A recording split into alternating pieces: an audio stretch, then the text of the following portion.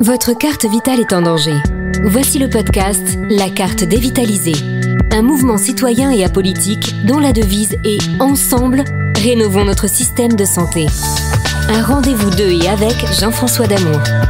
Un partenariat avec l'ANCMP, l'Association nationale des collaborateurs de ministres et de parlementaires et familles de France.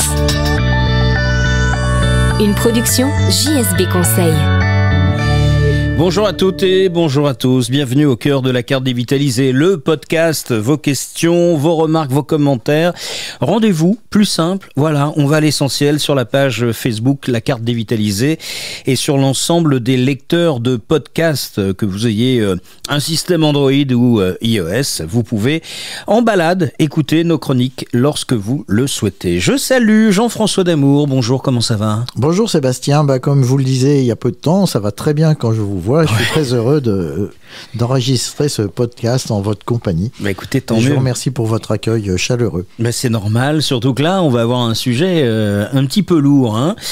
C'est Jean-Claude. Jean-Claude habite à Toulouse. Il nous fait une remarque. Voilà. Il dit « La peste, la grippe espagnole, le Covid est-il aussi un grand fléau mettant en danger la population mondiale ?» Comment vous comprenez cette question, Jean-François ? Je comprends que, en effet, c'est un fléau mondial et heureusement qu'on a quand même des armes pour lutter. Il y a avant tout, bien sûr, les gestes barrières, le masque, ça c'est extrêmement important. Et ça, il faut surtout pas l'oublier parce que les gens vaccinés, d'une part, se croient indemnes de rechuter, alors que les gens qui ont eu déjà une première fois un épisode de Covid-19 peuvent récidiver. Alors bien sûr, ils sont protégés pendant quelques mois par leur maladie qui leur a fait fabriquer des anticorps. Il faut absolument en effet qu'ils se vaccinent pour pérenniser cette immunité, mais la protection, ce qui est déjà très important, permet de réduire de façon significative l'admission à l'hôpital et surtout l'admission en réanimation. Donc les derniers chiffres dont on dispose montrent que si on est vacciné, on a 12 fois moins de chances de se retrouver en réanimation par rapport à quelqu'un qui n'aurait jamais été vacciné. Donc c'est une pandémie et malgré le vaccin, il y a beaucoup de gens qui sont touchés. Il y a quand même pas mal de personnes qui se retrouvent en réanimation et sans le vaccin, ça aurait été une catastrophe encore bien pire. Donc on espère sortir de cette pandémie en 2022 selon les spécialistes. Et donc deux hypothèses sont émises, soit ce virus disparaîtra complètement, soit au contraire il deviendra chronique comme la grippe et donc il faudra se faire vacciner au moins une fois par an pour espérer être protégé de ce virus. Il faut savoir également qu'au départ on a dit que grâce à la vaccination les gens qui avaient bénéficié du vaccin ne transmettaient pas, ce qui est parfaitement faux. En réalité, ça diminue la transmission, ce qui est déjà bien, mais selon les derniers chiffres dont on dispose, cette diminution est de 43%, ce qui est significatif, mais qui est quand même pas extraordinaire. Ce qu'il y a de très dommage également, c'est qu'on ne s'intéresse pas plus aux différents médicaments pour traiter cette affection, notamment à des médicaments qu'on connaît et sur lesquels on a du recul.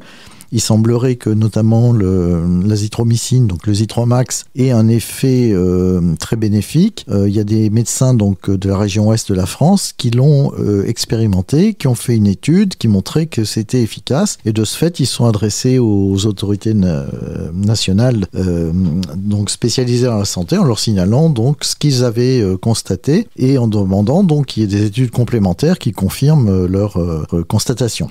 Carte dévitalisée. Ensemble, rénovons notre système de santé. Le podcast.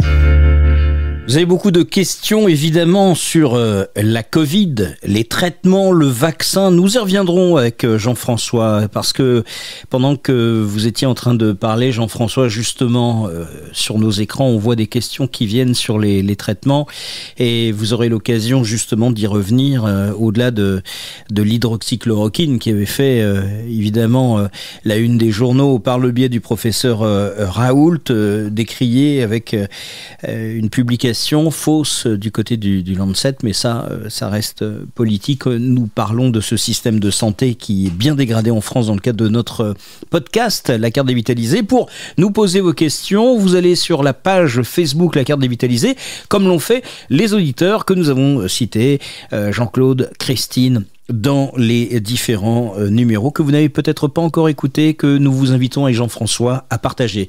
À bientôt Jean-François. À bientôt Sébastien.